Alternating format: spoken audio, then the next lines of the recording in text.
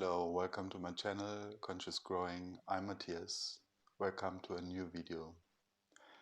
And today's topic is how to cope with myself while going through chronic symptoms or symptoms of any kind.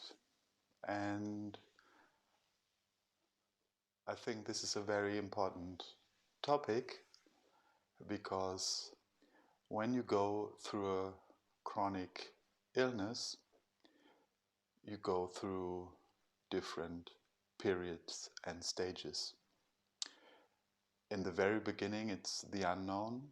You have no clue what's going on with you. Why do I have all these symptoms, 20, 30 more? And for some of us, it's like that you are just kicked out of life from one day to the other. And of course, in most cases, it has a history and it's happened for a reason. But today I don't want to go in this direction. I want to talk about coping in the present moment and what does that mean. So I would say when it all starts, you have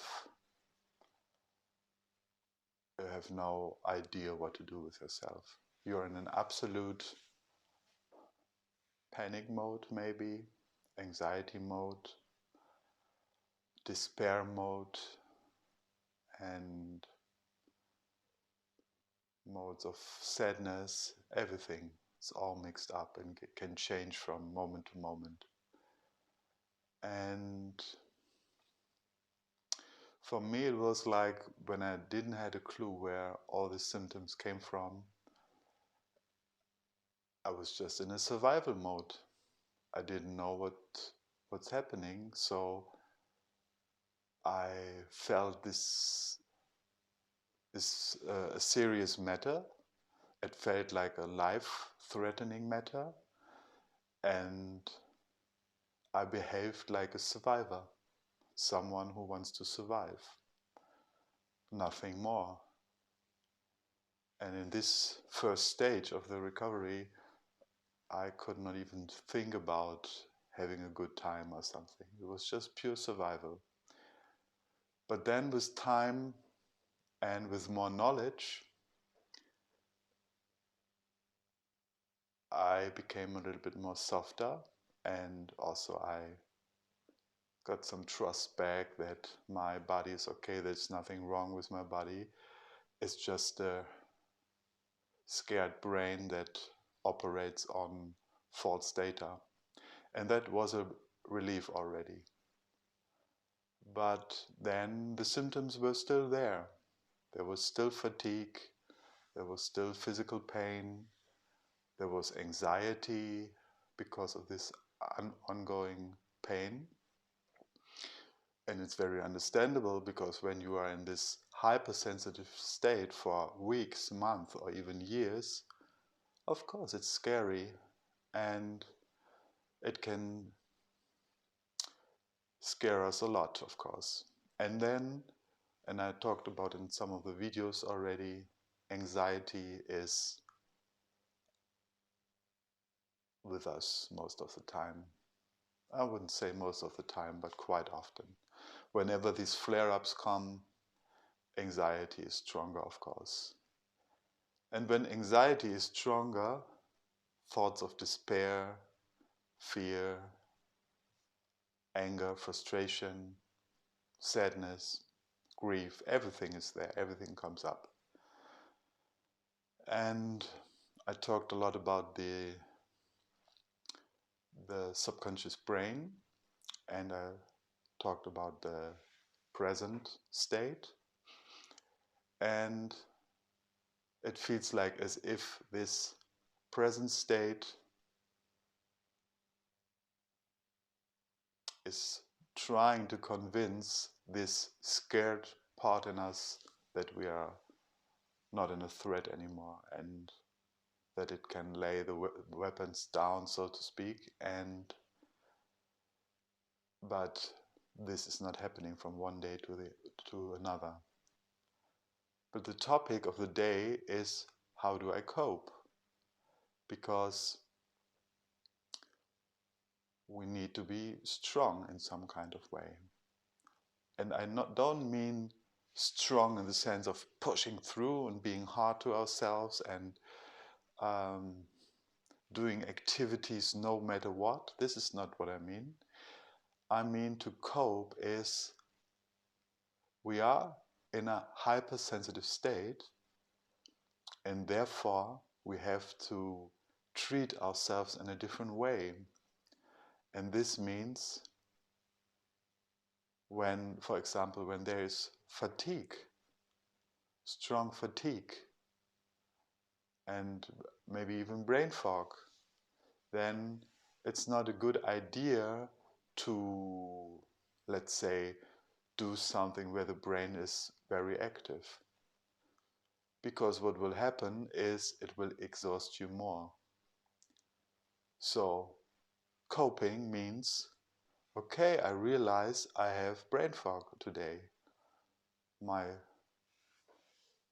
thinking possibilities are not the best today, for whatever reason, doesn't matter. We don't have to find out. But it's good to realize it, and then when we realize it, to respond on that. And this means, okay, my brain is not very inactive and really foggy, so what can I do to soothe myself?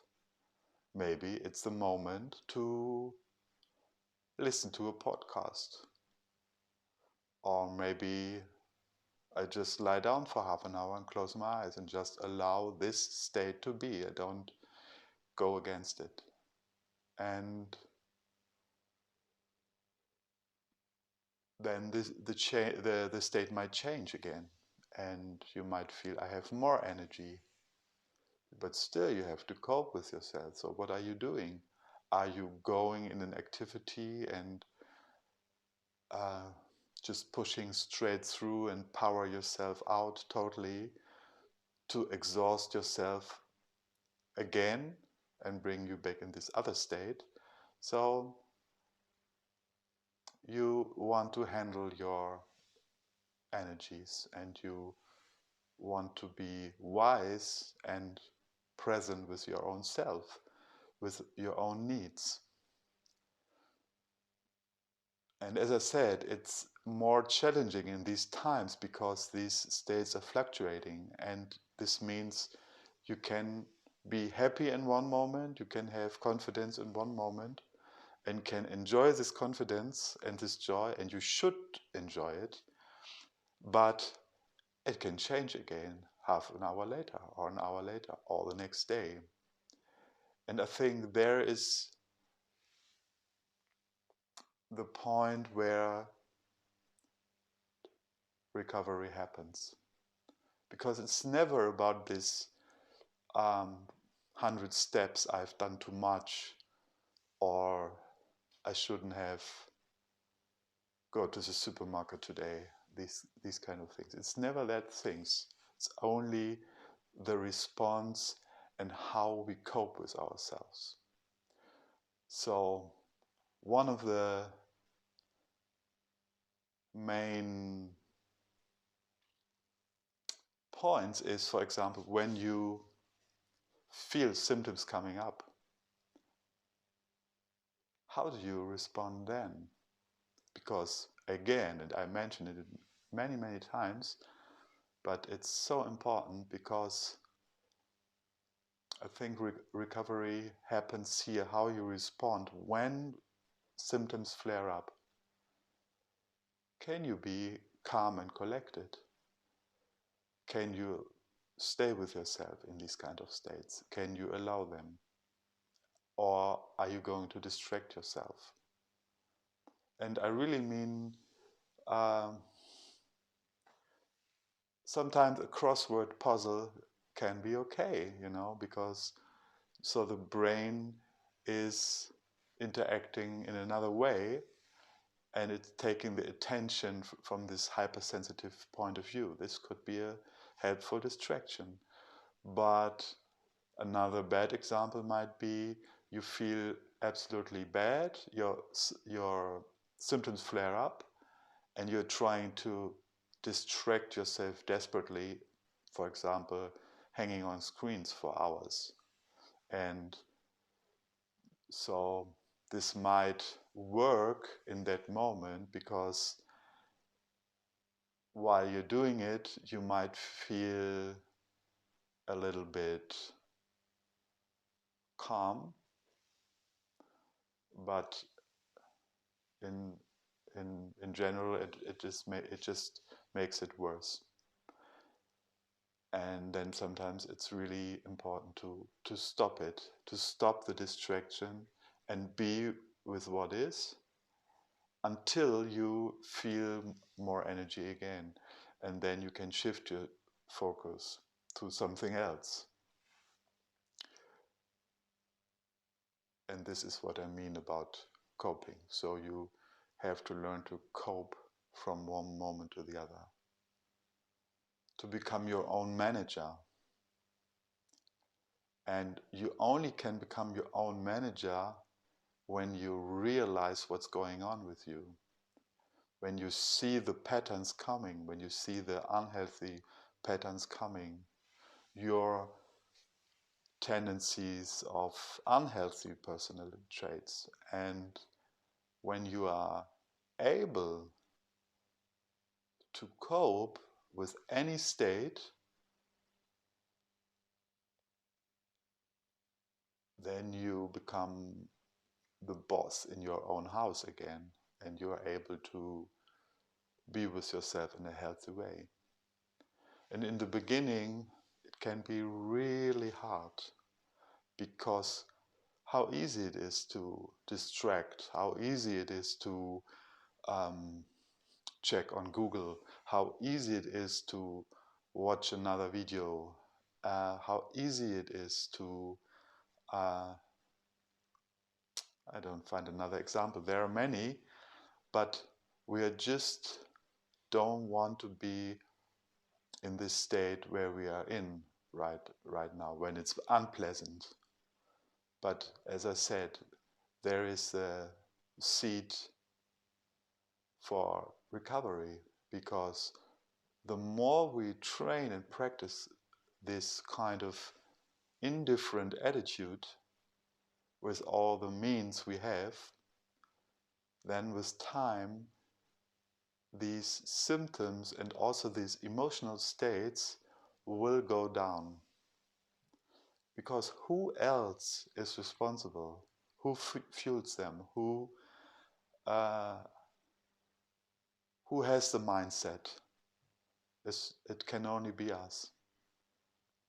And I think you can have reminders thousands of times, but when you don't implement them on your own, you can't make progress.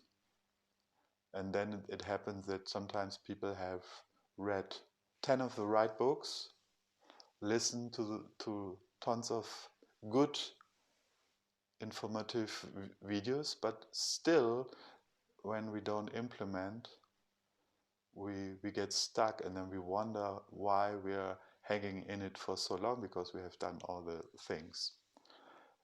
We have read them, we have heard them, but that's not enough, because that just arrives here, but it has to arrive in the system. And here's the point: the more we make the experience that we can go through the most frightened states and nothing happens, this makes us strong. And this gives an idea how strong we can come out of the other side when we just continue this inner work. And I think to do this consequently, with self-compassion and with some patience, but consequent, this is bringing some success. And this is meant for sitting on the couch, being with yourself in this kind of way, or also while having activities, for example, the walk in the park. How do you cope with yourself?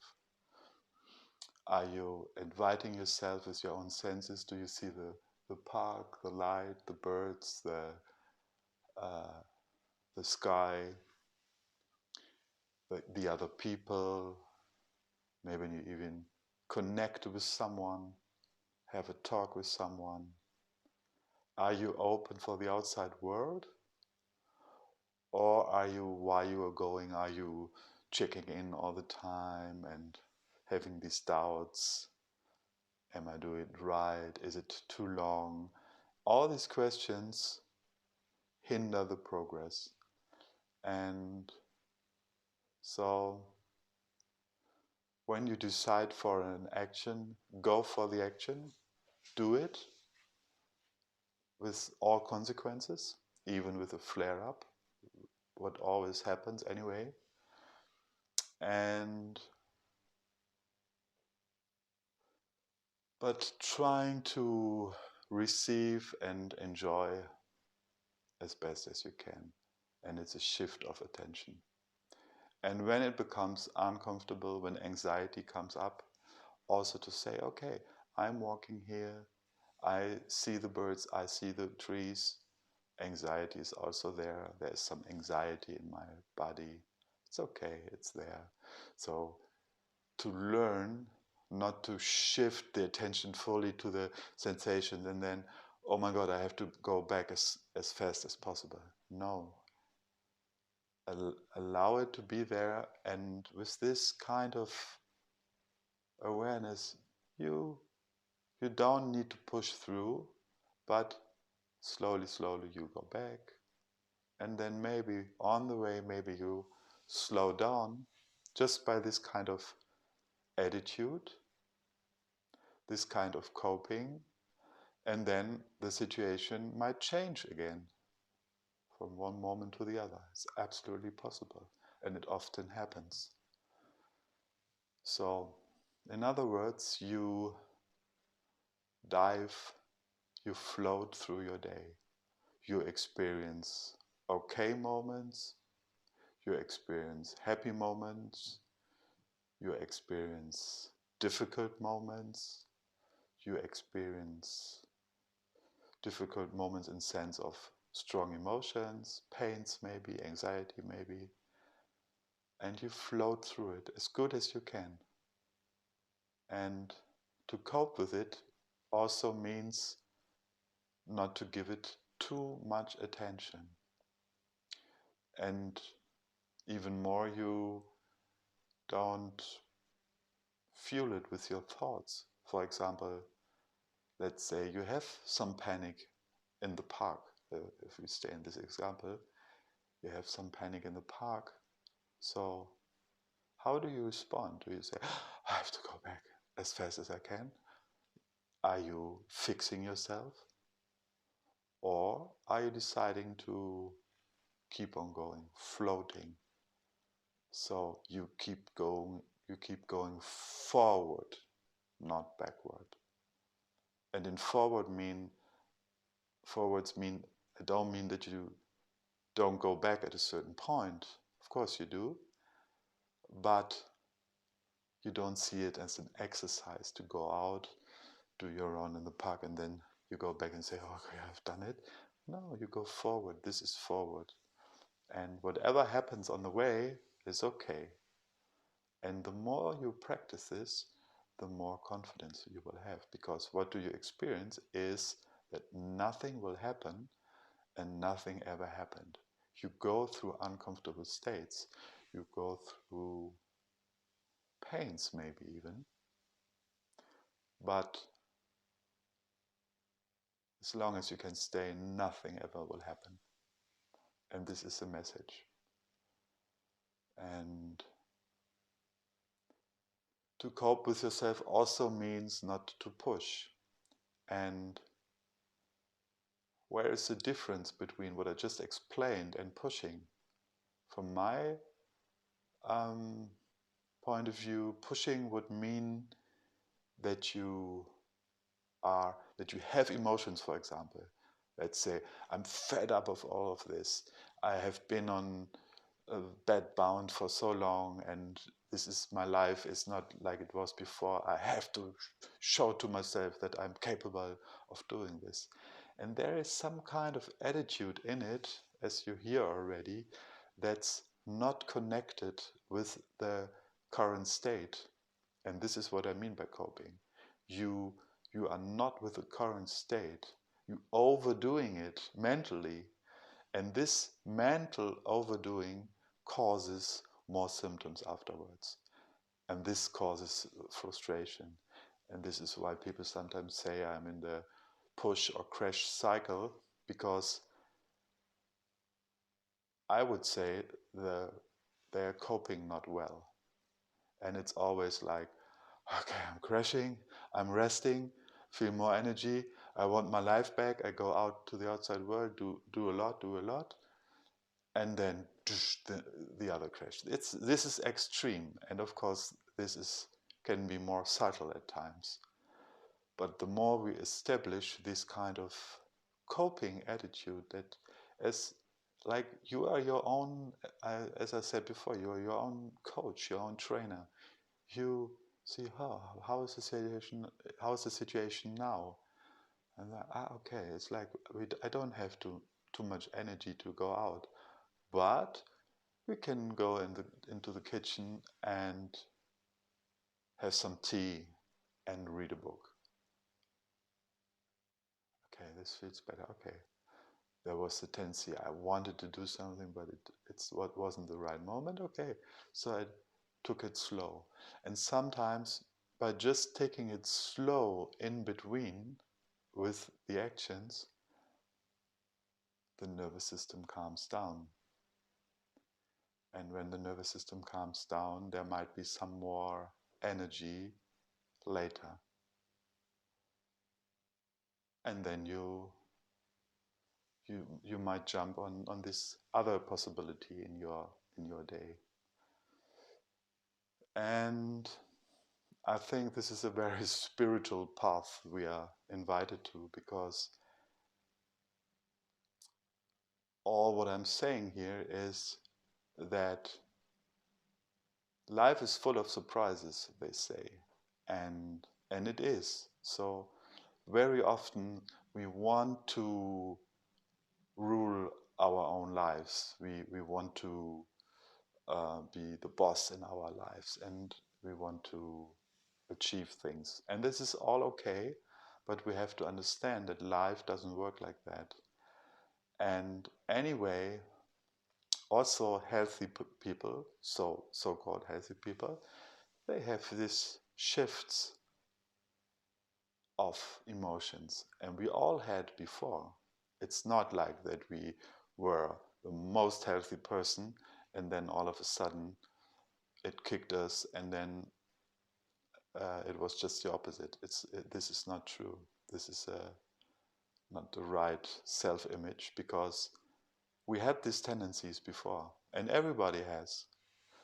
And so we are just forced to have this closer look. And this is actually retraining the brain, and this is actually retraining the nervous system, because when we are